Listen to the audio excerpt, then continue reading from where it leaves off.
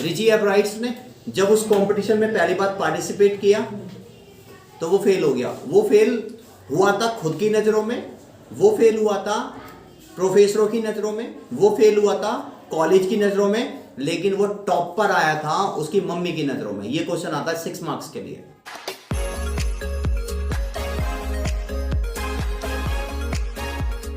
ये जो चैप्टर है the making of a scientist, most important chapter.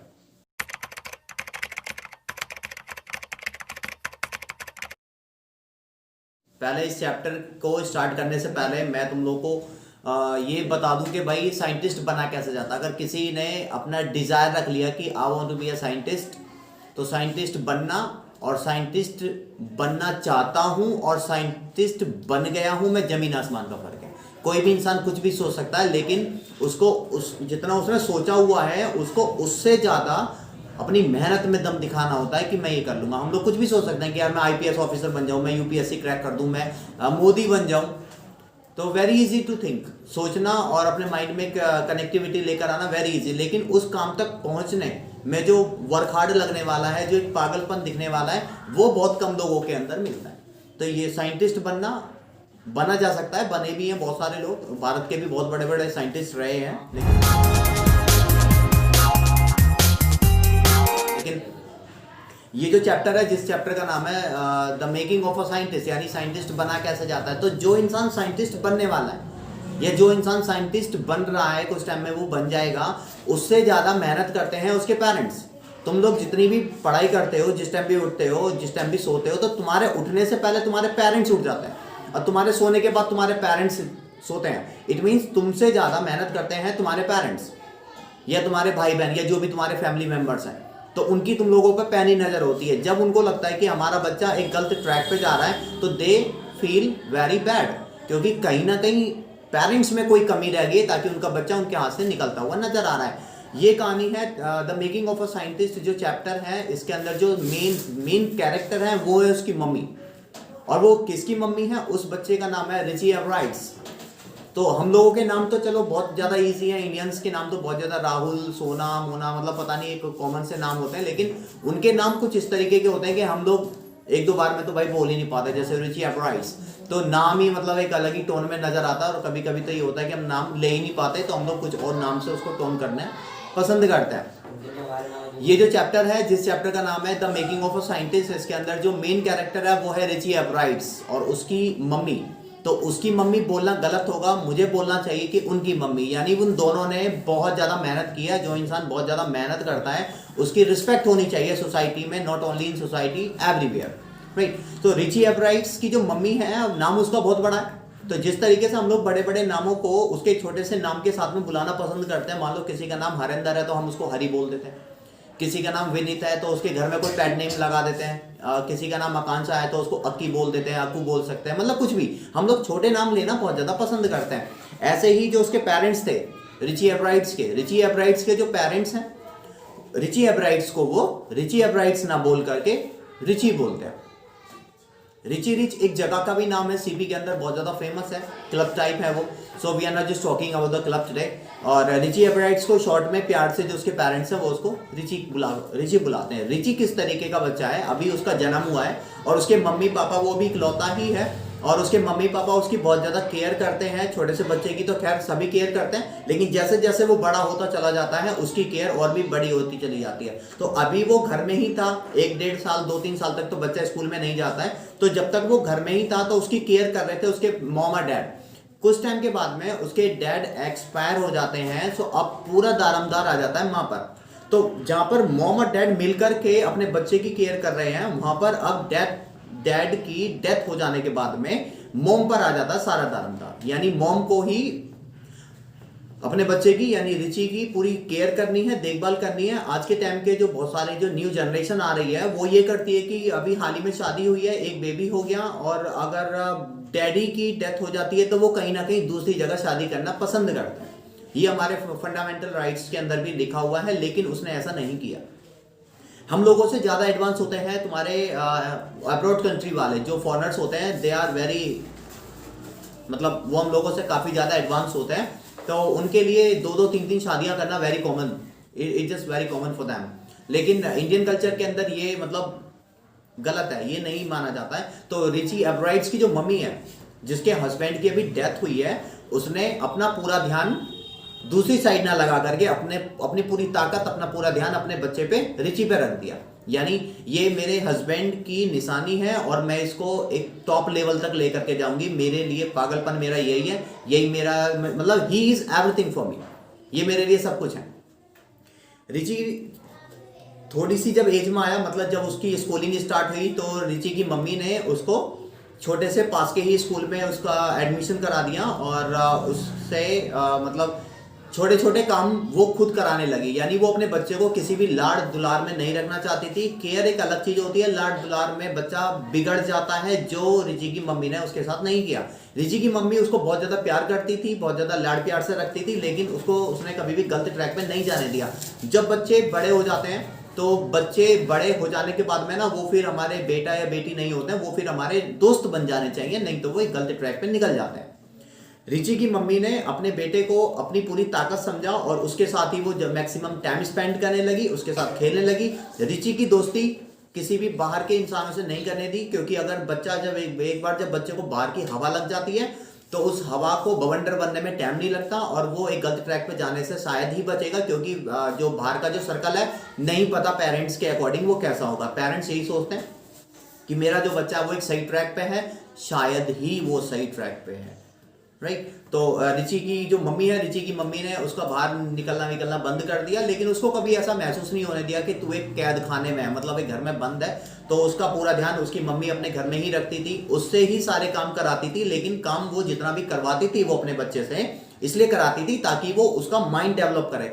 अगर हम लोग सारे दिन सोते रहें, खाते रहें, तो हम हो जाएंगे भोंदू, बॉडी से भी मोटे हो जाएंगे और दिमाग से भी मोटे हो जाएंगे। तो जितना दिमाग ज्यादा चलेगा उतना ज्यादा सही होगा। ये एक ऐसी चीज है, पैसा एक ऐसी चीज है, जितना ज्यादा कमाओगे उतना ज्यादा खर्च होगा। दिमाग एक ऐसी चीज है, जितना ज्यादा खर्च होगा उतना ज्यादा बढ़ेगा। Just opposite direction between mind and money. So Richie की जो मम्मी है, उसने उससे ही घर के सारे काम कराती थी और घर से जितने भी ज्यादा उसको वर्कशीट मिलती थी, उसकी मम्मी ने कभी भी उसकी मदद नहीं करी और बल्कि उसकी परेशानियां बढ़ाई उसकी मम्मी ने। तो इस बात के लिए नहीं कि भाई ये कोई मतलब वो अनाथ तो था ही नहीं, वो उसकी मम्मी उसके लिए सब कुछ थी। तो वो जो भी करता था ना, उसकी मम्मी उसके साथ बैठती थी, पूछती थी कि ये जो तूने किया है ना, ये हुआ कैसे, ये किया कैसे। तो उसकी मम्मी उसे क्रॉसिंग करती थी। यानी वो, अगर मैं तुम लोगों से पूछूं कि भाई तुम लोगों ने जो कपड़े पहन रखे हैं, ये कपड़े बनते कैसे हैं, तो तुम लोग क्या जवाब दोगे कि भाई हम तो मार्केट से खरीद लाए। लेकिन वो ना, जैसे कहते हैं बाल की खाल तक पहुंचना, जड़ तक पहुंचना, वो उसकी बिल्कुल डेप्थ तक जाते थे और उसके साथ डिस्कस करते थे, उसके साथ मतलब हर चीज की एक्सप्लेनेशन होती थी। उस रिची एब्राइड्स को कभी भी अब किसी भी दोस्त की जरूरत नहीं बनी, क्योंकि सबसे अच्छी जो दोस्त थी वो उसकी मम्मी थी।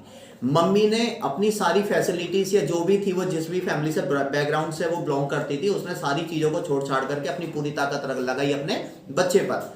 तो अब ये जो दोनों थे, ये दोनों, अब जो बच्चा था रिची एब्राइड्स, वो धीरे धीरे बड़ा हो रहा था। स्कूलिंग से जो भी उसको एक्टिविटीज मिलती थी, वो उसके साथ बैठती थी, उसकी परेशानियां बढ़ाती थी, उसके साथ मदद करती थी। मतलब एक बहुत अच्छे क्लोज फ्रेंड की तरह वो उसके साथ काम करने लगी। कौन? रिची एब्राइड्स की मम्मी। और रिची को उसने कभी रिची एब्राइड्स बोला ही नहीं, उसने रिची ही बोला। तो रिची और रिची की मम्मी दोनों एक बहुत अच्छे दोस्त बन चुके थे। तो जब हमारी लाइफ में जब कभी भी कोई भी बहुत अच्छा दोस्त आता है, तो हम लोग उसके साथ ही मैक्सिमम टाइम स्पेंड करना चाहते हैं। तो रिची और रिची की मम्मी दोनों बहुत ज्यादा क्लोज फ्रेंड्स बन गए थे, बहुत ज्यादा अच्छे दोस्त बन गए थे और उन दोनों को एक दूसरे के अलावा किसी और की जरूरत ही ना थी। आज रिची थोड़ा सा बड़ा हो गया है, बातों को समझने लगा है और उसकी स्कूलिंग खत्म हो गई है। मींस वो 5th 6th तक वो उसने पास आउट कर लिया है। अब उसको है मतलब 6th में एडमिशन के लिए बाहर जाना है। तो इस दौरान वो बचपन से था तो वो इंटेलिजेंट ही, लेकिन बच्चे को इंटेलिजेंट बनाने का सबसे बड़ा जरिया जाता है उसके मॉम डैड। जो तुम लोग साइंस में पढ़ते होगे, हार्मोन्स के मतलब बिहाफ पे जो मॉम डैड का थोड़ा सा असर बच्चों पे पड़ता है, लेकिन उससे ज्यादा असर पड़ता है उसकी डेली रूटीन पर, यानी उसके बैकग्राउंड से। सो उसकी जो मम्मी है, उसने कभी भी उसको अकेला छोड़ा नहीं, उसके साथ उसकी परेशानियां बढ़ाई। परेशानी बढ़ाने का मतलब उसको परेशान करना नहीं है, परेशानी बढ़ाने का मतलब ये कि तुझे ये काम कर रहा है, ये तू कर कैसे रहा है, मतलब कैसे हो गया, तूने क्यों किया ऐसा, मतलब जिसको बोलते हैं केस स्टडी। तो केस स्टडी कराती थी उसकी मम्मी। अब कुछ टाइम के बाद में ये हुआ कि उसकी जो मम्मी है और जो रिची है, मम्मी ने आज उसके बर्थडे पर एक गिफ्ट दिया है रिची एब्राइड्स को। वो थी एक बुक। वो जो बुक थी वो थी एक साइंटिस्ट से रिलेटेड, मतलब तितलियों से रिलेटेड। तितलियां हो गई, तितलियों के जो बच्चे होते हैं उसको क्या बोलते हैं? Pupa. Do you understand pupa? Pupa समझते हो तुम लोग? तो उसने उसको एक बुक लाके दी, जिस टाइम तक इसको एक बुक लाके दी तो इसका जो इंटरेस्ट था वो किसी भी बुक में नहीं था, मतलब बुकों में तो था लेकिन उस टॉपिक में नहीं था, तितलियों में उसका कोई इंटरेस्ट नहीं था। तो अब तक जो इसका इंटरेस्ट था वो था हिस्ट्रियों में, ज्योग्राफी में, यानी अदर चीजों में। अगर रात को वो छत पे सो रहा है, गर्मियों के टाइम में हम लोग भी छत पे ही सोते हैं गर्मियों में खुले वातावरण के अंदर, तो जब वो रात को सो रहा है और आसमान में देख रहा भाई तारे टिमटिमा रहे हैं, तो वो अपनी मम्मी से पूछता था कि भाई ये तारे कैसे टिमटिमाते हैं, ये इतनी दूर है, ये गिरते क्यों नहीं है? मतलब वही बच्चों वाली कहानी, ये तारे कहां पर अटके हुए होंगे, कहां पर रुके हुए होंगे, ये नीचे क्यों नहीं गिरता है? और अगर कभी कोई तारा टूट जाता तो कहता भाई ये तारा कैसे टूट गया, ये क्यों नहीं टूट रहे हैं? तो मतलब एक बच्चों वाली जो क्वेश्चंस हैं वो, क्योंकि मुझे भी ज्यादा साइंस की नॉलेज है नहीं, तो अब ये जो था रिची एब्राइट्स की मम्मी ने उसको बहुत ज्यादा सपोर्ट किया, उसको वो किताब लाके दी। और वो किताब एक छोटी मोटी कोई नॉर्मल किताब नहीं थी, वो साइंस से रिलेटेड थी। साइंस की हर लाइन पर डिस्कस होता है।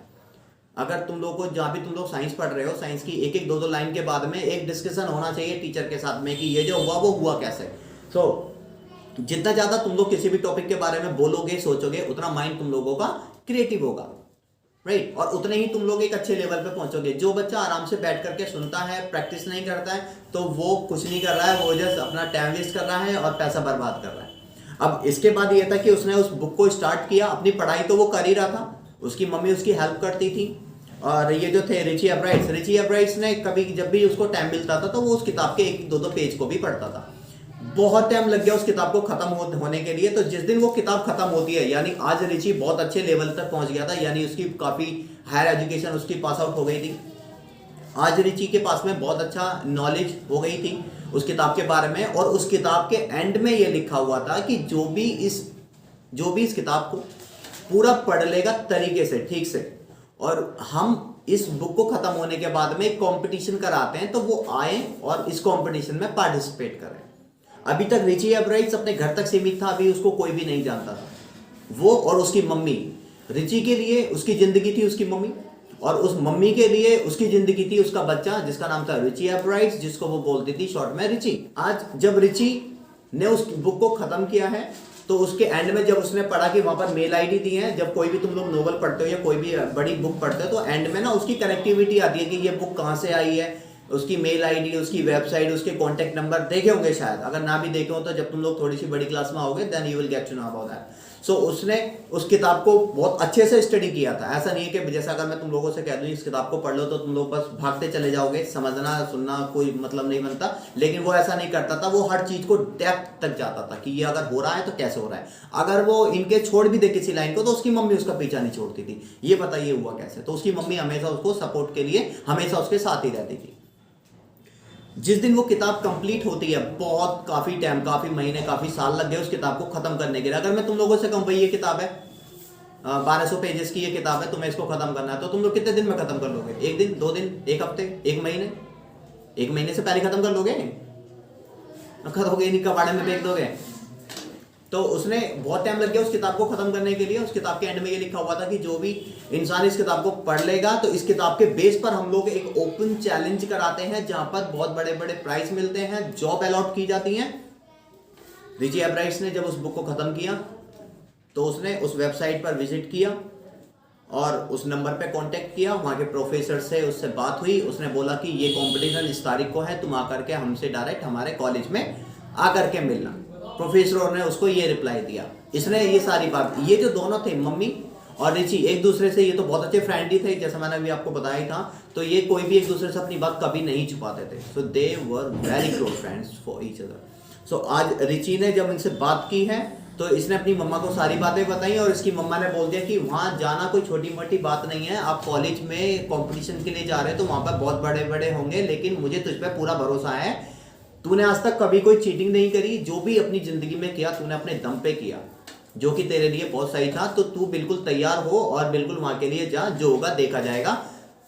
माता रानी का नाम ले लियो। रिची एब्राइट्स ने जब उस कंपटीशन में पहली बार पार्टिसिपेट किया तो वो फेल हो गया। वो फेल हुआ था खुद की नजरों में, वो फेल हुआ था प्रोफेसरों की नजरों में, वो फेल हुआ था कॉलेज की नजरों में, लेकिन वो टॉप पर आया था उसकी मम्मी की नजरों में। ये क्वेश्चन आता है 6 मार्क्स के लिए। उसने जब पार्टिसिपेट किया तो उसने सारे उन टूल्स का यूज किया जो भी हम लोग औजार यूज करते हैं किसी भी प्रैक्टिकल को करते समय। तो उसने जितने भी टूल्स यूज करे उसने खुद के वो बनाए हुए टूल्स थे, तो उसने सारे टूल्स का खुद यूज किया। लेकिन वो क्रिएटिविटी, वो फिनिशिंग, वो जो चाहिए था प्रोफेसरों को, कॉलेज को, वो उसने नहीं कर पाया था। टाइम ज्यादा लग गया, इसलिए वो फेल हो गया। वहां पर जितने भी बच्चे आए हुए थे सबको कुछ ना कुछ गिफ्ट दिया गया था। सिर्फ वो अकेला ही एक ऐसा बच्चा था रिची एब्राइट्स जिसको कोई भी गिफ्ट नहीं मिला था। बच्चे को मान लो अगर यहाँ पे तुम लोग यहाँ पे जितने भी बैठे हुए हो और तुम में से मैं सबको गिफ्ट दे दूं, आकांक्षा को गिफ्ट ना दूं, तो आकांक्षा यहाँ से रोती हुई जाएगी कि भाई ऐसा मैंने क्या कर दिया, मैंने भी तो पूरी मेहनत करी थी। सबको गिफ्ट मिले, मुझे नहीं मिला, तो कहीं ना कहीं बुरा लगता है, टू बी वेरी ऑनेस्ट। आज उस कंपटीशन में हारने के बाद जब सब सारे बच्चों को कोई ना कोई गिफ्ट दिया गया था और इसको कोई भी गिफ्ट नहीं मिला और इसको वैसे ही बिना बोले इसको बाहर कर दिया गया उस कंपटीशन से कि तुम अपना टाइम वेस्ट कर रहे हो, किसी और जगह अपना ध्यान लगाओ, तो उसको बहुत ज्यादा बुरा लगा है। उसको आज ऐसा फील हो रहा है कि भाई मैंने बचपन से जो मेहनत की है वो सारी मेरी यूजलेस है, सारी बेकार है। उसने ये सारी बातें जा करके अपनी मम्मी को भी नहीं बताई। जिसकी जिंदगी में पहली बार कोई फेलियर आता है या पहली बार कोई इंसान किसी को चीट करता है तो वो खुद में अकेला रहना, टाइम स्पेंड करना पसंद करता है, किसी से बातें तक करना पसंद नहीं करता है। जैसे ही उसने घर के अंदर एंट्री करी तो वो रोता हुआ गया। उसकी मम्मी ने उसको देखते ही पहचान लिया कि भाई इसके साथ कुछ ना कुछ गलत हुआ है, और उसकी मम्मी उस कंपटीशन वाले डे का बहुत बेसब्री से इंतजार कर रही थी। उसकी मम्मी ने जब उसके अपने बेटे को देखा रोते हुए और उसका चेहरा एकदम उतरा हुआ था, तो उसने अपने बेटे को अपने पास बिठाया, उसको खाना पीना खिलाया, उसको शांत कराया और उससे पूछा कि हुआ क्या। तो उस बच्चे ने पूरी कहानी बताई कि मम्मी ऐसे ऐसे, उसने सारी डिटेल बताई कि सारे बच्चों ने पार्टिसिपेट किया था, बस मैं ही वहाँ एक ऐसा अकेला बच्चा था जिसको गिफ्ट नहीं दिया, बाकी सारे बच्चों को गिफ्ट दिया गया। तो उसकी मम्मी ने उसे बोला कि भाई तू मेरी नज़रों में आज और भी अच्छा हो गया है। उसकी मम्मी ने उसको समझाया कि वहाँ पे जितने भी बच्चे थे ना, सब कोई ना कोई टूल्स का यूज़ कर रहे थे, वो उनके टीचरों के साथ थे, लेकिन आज तक तेरा टीचर कोई भी नहीं था, तू खुद का टीचर था, तू खुद से ही डिस्कस करता था, बस हम दोनों मिलकर के बातें करते थे, तो मैं भी टीचर नहीं हूँ। सो जितने बच्चों ने कंपटीशन किया वो सारे टीचर्स के साथ कनेक्टेड थे, कहीं ना कहीं कोचिंग सेंटर्स। उसके बाद में उन बच्चों ने सारे वो टूल्स यूज करे जो मार्केट में थे, लेकिन तूने ऐसा कुछ भी नहीं किया। तूने अपनी मेहनत पर ध्यान रखा और अपने ही यूज्ड बनाए हुए टूल्स का यूज किया, जो सबसे बड़ा तेरे लिए प्लस पॉइंट था। लेकिन जो कमियां हमें रही हैं उसको हम लोगों को अब सुधारना है और दोबारा से उस कंपटीशन के लिए तैयार होना है। वो कंपटीशन जल्दी होते थे कुछ टाइम के बाद। रिची एब्राइट्स ने उस प्रोफेसर से मिलकर के बोला कि सर मैं दोबारा से पार्टिसिपेट करना चाहता हूं, लेकिन उन्होंने मना कर दिया कि भाई जब तू पहली बार में कुछ नहीं कर पाया और तो शायद हमें नहीं लगता कि क्योंकि अब हमारी सीट फुल हो गई है, अब तू नेक्स्ट ईयर के लिए तैयार हो। तो उसने दोबारा से बहुत ज़्यादा मेहनत की, दोबारा से उसने किसी टूल्स का यूज़ नहीं किया, दोबारा से उसने पार्टिसिपेट किया। और उसकी मम्मी ने सबसे ज़्यादा मेहनत करी थी, उसकी मम्मी ने उस रिची से ज़्यादा उसकी मेहनत करी उसकी मम्मी ने। आज दोबारा टाइम आ गया था उसके लिए उस कंपटीशन में पार्टिसिपेट करने के लिए। तो जब उसने उस कंपटीशन में पार्टिसिपेट किया, now it was a burning day for him. आज उसके लिए बहुत बड़ा दिन था, it was a judgement of the day. आज वो फर्स्ट डिवीजन से वो पास हुआ है, सो उसके लिए बहुत बड़ा ये प्लस पॉइंट था। जब वो उसने उस कंपटीशन में फर्स्ट डिवीजन से वो पास हुआ है, तो जो प्रोफेसर्स थे, जो बच्चा फर्स्ट आता है सबकी नजरें उस पर होती हैं। सो सेम उनके साथ में भी था। रिची एब्राइट्स ने जब फर्स्ट डिवीजन से उस एग्जाम्स को, उस प्रैक्टिकल को क्रैक किया, तो सारे प्रोफेसर्स की, पूरे कॉलेज की नज़र थी रिची एब्राइट्स पे। रिची एब्राइट्स को अपने पास बुलाया और बोला कि ये है मेरा पर्सनल नंबर, तुम इस तारीख को आना और हम तुम्हारे साथ अब काम करना चाहते हैं। रिची एब्राइट्स को बहुत बड़ा स्कोप दिया गया प्रोफेसर्स के द्वारा, उसको जॉब अलॉट की गई, उसको फ्लैट दिया गया और ये बोला गया कि तुम अपने साथ, अब तुम अपने घर नहीं रहोगे, अब तुम हमारे साथ ही रहो। अपनी मम्मा को या जो भी तुम्हारी फैमिली है तुम उनको यहीं लेकर के आओ, हम तुमको बहुत बड़ा पैसा देंगे और हमारे लिए अब आप काम करना। रिची एब्राइट्स से जब उनकी मुलाकात हुई तो उन्होंने बोला कि भाई तुम्हें एक्चुअली इंटरेस्ट किस में है? तो उसने बोला था कि मुझे इंटरेस्ट है तितलियों में। तो उसने तितलियों के बारे में ना, उसका जो घर था उसमें एक छोटा सा रूम था बेसमेंट में। Basement, do you understand? Basement नीचे साइड में होता है। सो उसने बेसमेंट के अंदर तितलियों का ही एक पूरा समूह बना रखा था। उसने बहुत अलग अलग प्रजातियों की तितलियों को इकट्ठा कर रखा था। तो जब प्रोफेसर ने उससे पूछा कि भाई तुम्हें इंटरेस्ट किस में है, तो उसने बोला तितलियों में। उसने प्रोफेसर ने पूछा कि तुम्हारे पास कितनी तरीके की तितलियां हैं, तो उसने बोला कि भाई मेरे पास बहुत अलग अलग तरीके की तितलियां हैं। तो वहां पर क्या था, उसने अपने बेसमेंट में से एक एक कवर के लिए, यानी सैंपल जिसको बोलते हैं, सैंपल के लिए वो वहां पर सारी अपनी तितलियों को लेकर के गया। जैसे पैकेट में कैसे भी वो लेकर के जाते होंगे, तो वो सारे सैंपल के लिए वहां लेकर के गया। और जितने भी तितलियों के सैंपल्स थे कॉलेज के पास में, इसके पास ज्यादा सैंपल्स थे 2, यानी जितने सैंपल्स कॉलेज के पास थे इसके पास भी सारे सैंपल्स थे, लेकिन रिची एब्राइट्स के पास 2 सैंपल ज्यादा थे। तो ये उनकी नजरों में बहुत ज्यादा आ गया, यानी जो आज तक कॉलेज नहीं कर पाया वो इस बच्चे ने कर रखा है। तो इसको वहां पर मतलब इसको एक अच्छी जॉब दी गई और इसको बोल दिया गया कि भाई तुम अब हमारे साथ काम करो। इसको बहुत बड़े वाला कैमरा दे दिया, बहुत महंगे वाला कैमरा। इसके लिए गाड़ी दे दी, पेट्रोल दे दिया, ड्राइवर दे दिया, बहुत ज्यादा पैसे दे दिए, पूरा टाइम दे दिया। अब तुम अपना सब कुछ छोड़ो, अब तुम हमारे लिए काम करो। गवर्नमेंट ने, वहाँ की गवर्नमेंट ने, वहाँ के प्रोफेसर्स ने, कॉलेज ने उसको ये मतलब ये सारा जो उसको सपोर्ट दिया। लेकिन ये एक्चुअली क्या था, इसके लिए जो आज तक जो इसकी लाइफ थी वो थी इसकी मम्मी। अब इसने क्या करा, उन तितलियों को जो प्रोफेसर्स के हाथों तक पहुंचाने के लिए उनके साथ ये काम करने लगा। और फिर इसके बाद में जब इसको ये सारा मतलब मटेरियल मिल गया, कैमरा मिल गया बहुत ज़्यादा महंगे वाला, कि अगर यहाँ बैठे हैं तो चांद को भी हम लोग देख सकते हैं, ऐसे भी कैमरे हैं। हाँ, तो इसको बहुत बड़े बड़े कैमरास, गाड़ी, मतलब पूरे सपोर्ट मिलने लगा इसको कॉलेज की साइड से। लेकिन ये बिल्कुल भी हैप्पी नहीं था। इसको 2-2, 3-3, 4-4 महीने तक बाहर टूर पे ही रहना पड़ता था, सर्वे के लिए, सर्चिंग के लिए, न्यू फंडामेंटल्स मतलब फाइंड करने के लिए, सर्चिंग के लिए। और ये कभी भी अपनी मम्मी से बात तक नहीं कर पाता था। तो इसको बहुत ज़्यादा बुरा लगा, इसने सारी जॉब छोड़ दी, सारे जो भी इसको मतलब जो भी सपोर्ट मिल रहा था कॉलेज की साइड से इसने सब कुछ छोड़ दिया, क्योंकि इसकी ज़िंदगी इसकी मम्मी थी। इसने सब कुछ छोड़ा और अपनी मम्मी के साथ इसने रहना स्टार्ट कर दिया। सबसे बड़ा इसके अंदर जो क्वेश्चन आते हैं वो ये आते हैं कि रिची एब्राइट्स का एक बहुत बड़ा साइंटिस्ट बनाने में सबसे बड़ा हाथ था इसकी मम्मी का, कैसे हो जाएगा 6 मार्क्स के लिए। रिची एब्राइट्स की लाइफ में पहली बार जब टर्निंग पॉइंट आया तो उसकी मम्मी ने उसको कैसे दिलासा दिया, और वो एक टर्निंग पॉइंट उसकी लाइफ का सबसे बड़ा टर्निंग पॉइंट था, कैसे। 6 मार्क्स के लिए या 3 मार्क्स के लिए, 2 ही क्वेश्चन आएंगे, दोनों में से कोई।